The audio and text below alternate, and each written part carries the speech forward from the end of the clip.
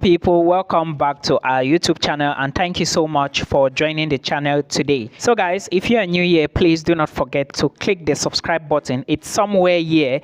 Click the subscribe button and do not forget, please like this video, because if you like the video for me, YouTube is going to recommend to somebody who is looking for the same information, and trust me, it is a very important video. And also you will encourage me to make more content like this, right? Aren't you happy that I'm making this content?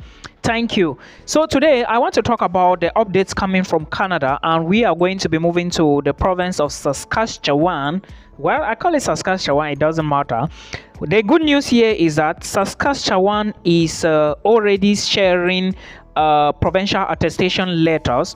For those of you who didn't know, and for those who haven't received, yes, this is the info that you should know. Saskatchewan's provincial attestation letters are out. So guys, if you have received already, comment below, let us know if you have received. Some people haven't still collected theirs or haven't received from Ontario and British Columbia, but don't worry, you will receive. But also remember that not everybody will have this provincial attestation letter.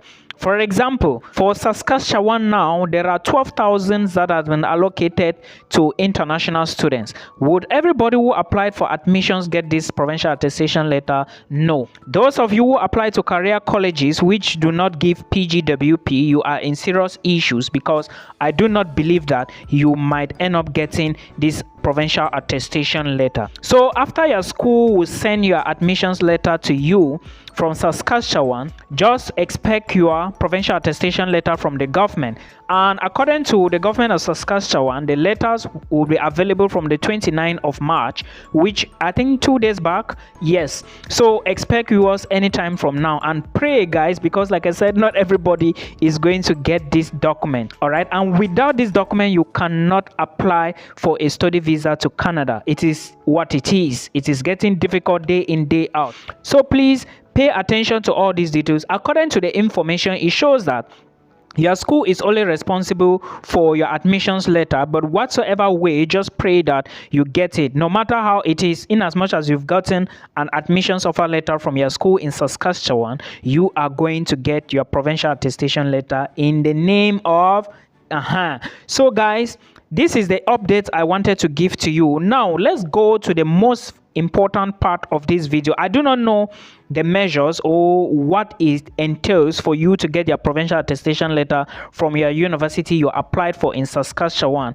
but please make sure the program you are applying to is very important. Make sure the program you are applying to is something that relates to the job you are doing now. Make sure the program you are applying to is something that maybe Canada needs somehow. Either Canada needs the program or something that relates to what you are doing at the moment. I have a lot of videos on this channel. I have talked about this many times, like almost all the time. I've been singing about it.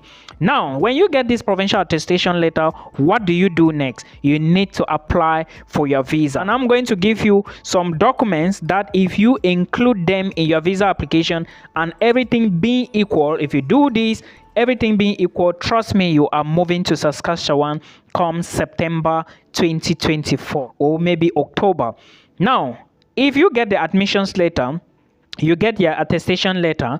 Of course, these are the two documents that you need in order to apply for visa, the first two documents. Now let's add your international passport and make sure your passport is still valid for at least 1 year. Now a part of your passport, your letter of attestation and your admissions letter, what else do you need? Remember, if you are a worker, this is in the case of if you are a worker, if you can get a document from your company to say that after you finish your program in Canada, you are going to come back to your company to get a higher position, which entails will pay you a higher salary, then you are on the right footing. This is an excellent way for you to grab your Canada study visa this 2024. Yes, it may not be 100% perfect.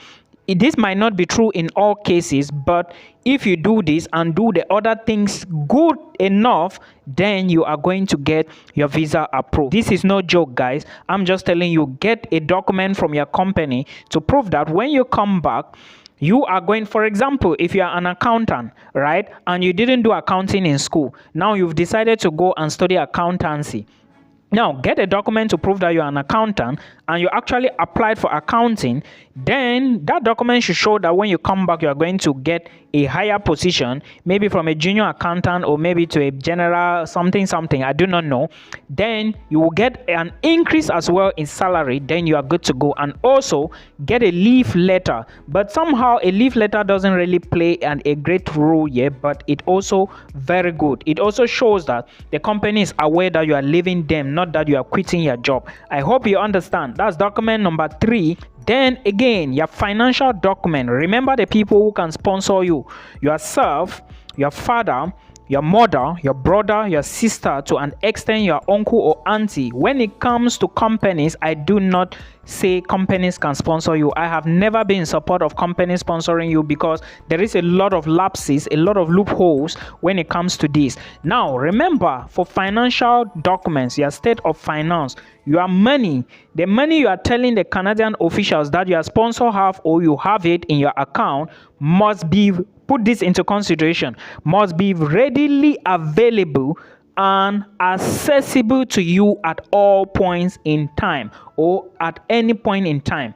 If you need the money now, you should be able to withdraw the money. This is what the visa officer wants to see from you. And do not forget that business accounts are not. The reason is simple. What if the person who owns that account goes on a business trip, buy goods and services, and use all the money? What will happen to you if you need money now? You will be in problem. Now, what if that company collapses today while you are in Canada? What will happen to you? So the reason is simple. Every normal human being understands this technique. That is why I don't support you using a business account. So please reconsider your stance when it comes to their financial situation. This is a very important part. Remember, your proof of funds must be your tuition fee for 1 year plus miscellaneous, which is equivalent to like $4,000 or $5,000, plus your cost of living, which is $20,635.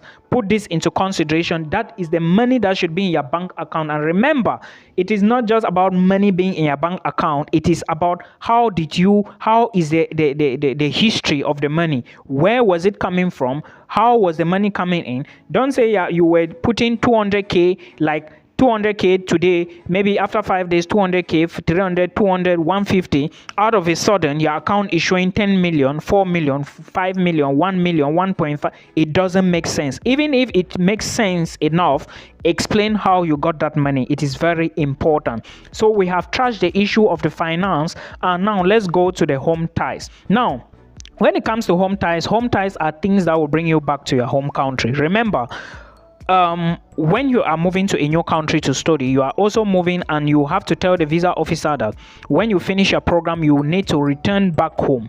Now, if you do not show home ties, how do you expect the visa officer to believe you? What is back home that is going to bring you back? Do you have a land that can bring you back? Do you have a plantation that can bring you back? Do you have a company that can bring you back? Do you have a family? Are you married? Do you have kids? Do you have a wife back home that can bring you back? Do you have real estate? Do you own properties? Do you have buildings? Do you have tenants in your buildings? Do you have lands that will bring you back? These are some of the things that will bring you back home, because this shows that you have a solid foundation back in your home country. And thus, these are home ties documents. You must not show everything, but at least show 2 or 3 or 4 or even more. Why not? Canada visa application is more about expressing yourself and, of course, putting the right documents in place. So please put this into consideration. Another document you should consider including in your visa application, if at all you even have it, is your travel history. Have you traveled to countries before? Have you been to Europe before? Do you have any documentation to prove that? Do you have past visas? Do you have past residence permits? Explain that, and remember, all these things must go in your letter of explanation, and you should be able to scan them and show evidence. Everything you are saying must be proven real quick, especially the proof of funds. I'm saying this because there is something I don't want to say here, but I know why I know that you already know it. Please, proof of funds is money must be readily available in your account or your sponsor's account and accessible to you. Put this into consideration. Don't say Milton never told me. Then another crucial document you need to have is your letter of explanation. Somebody was asking me what's the difference between SOP and letter of explanation. Statement of purpose, which is SOP, and LOE, which is letter of explanation, are the same documents. This document is very important because you need to explain the course you are going to study. You need to tell them the school you are going to. Why did you choose that school? Why did you choose that program? Why did you choose Canada and not the US? What is the program going to help you do? Who is your sponsor? How are you going to be funding your program? And so many other things, and the importance of that program to your home country after you finish the program. Very, very important. Put these things into consideration, guys, before you go for visa application. If you put them together, trust me, you are getting that visa. Again, do not show lump sums. If you have lump sums, explain them. If somebody wants to give you money, tell the person to rather transfer that money into your account and explain why he did that. I hope you understand. Till we meet again in another one, I wish you all the best.